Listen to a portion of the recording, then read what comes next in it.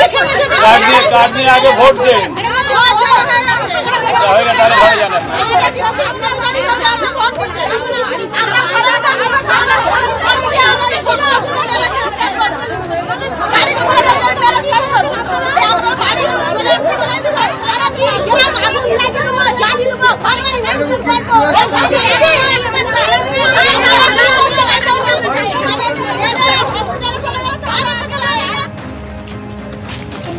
আমি 5 minute time দিলাম, এখান থেকে কিন্তু বাড়ি চলে যাবেন।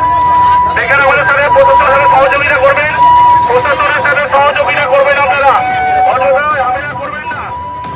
আমাদের এখানে বিজেপি কর্মী চঞ্চল খাটুয়াকে মারা হয়েছে। যাদের ভোট দেওয়া হয়ে গেছে তারা বাড়ি যান, অন্যথায় ঝামেলা করবেন না। আমরা 5 মিনিট টাইম দিলাম।